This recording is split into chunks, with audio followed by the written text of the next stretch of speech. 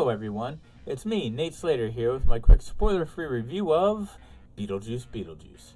You know, the franchise so nice we say it twice. Any more than that, we might accidentally conjure a pesky ghost that might try and marry his way out of the afterlife.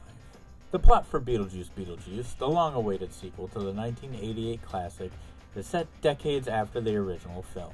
Lydia Dietz, now an adult, grapples with the demands of her fame and the complexities of her relationship with her daughter, Astrid. When Beetlejuice resurfaces to stir up some chaos, Lydia and her family must unite to confront his supernatural mischief.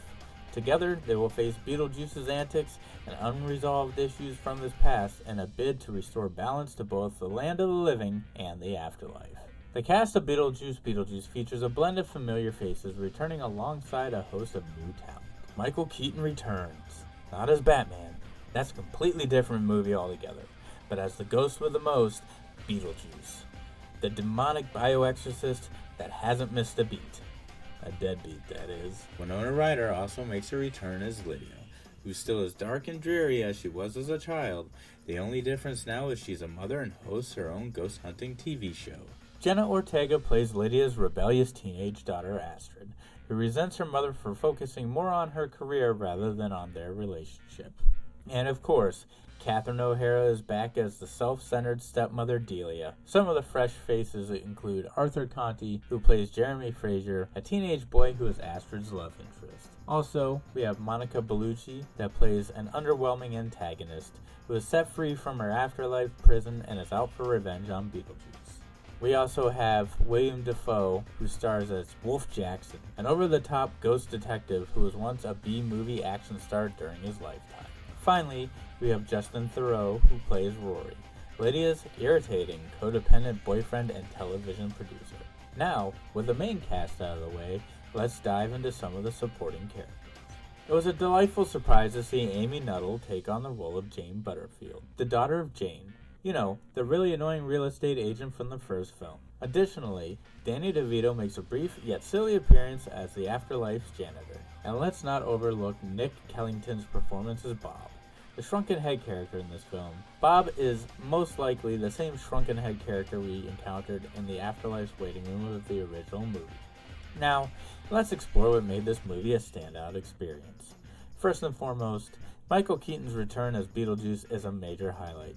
It's clear he has been eager to reprise the role, effortlessly carrying over the same charisma and energy from the original film into the sequel. Additionally, Winona Ryder, Jenna Ortega, and Catherine O'Hara deliver stellar performances. Although Lydia, portrayed by Ryder, appeared more subdued this time, this may reflect the deep-seated trauma her character has endured.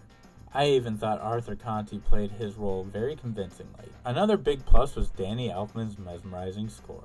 It's hard to imagine a Tim Burton film without his iconic compositions. Finally, the set design is a testament to Tim Burton's distinctive Gothic style, enriching the film with its eccentric and imaginative flair.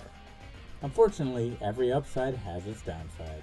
Some of the new characters felt somewhat underdeveloped or too over the top. For instance, Justin Theroux's portrayal of Rory came across as overly dramatic and imposing, which intensified my dislike for him as the film progressed. I'm sure it was done deliberately, but I felt it could have been handled in a much better fashion. Building off of that, Monica Bellucci's character Dolores initially seems set for a major role, however, by the end her impact feels diminished and the importance she held early on doesn't carry through to the film's conclusion.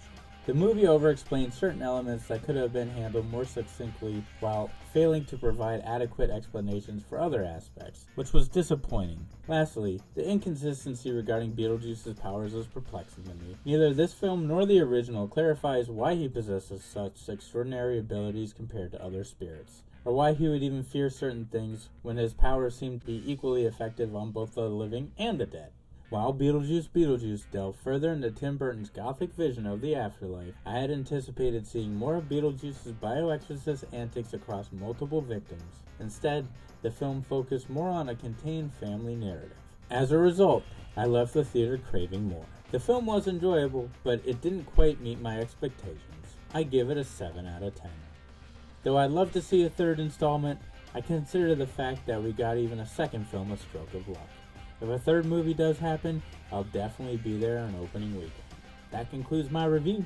Remember, if you haven't already, like, comment, and subscribe to keep up to date on all things Plot Hole Productions. Once again, I'm Nate Slater, and I'll catch you in the void.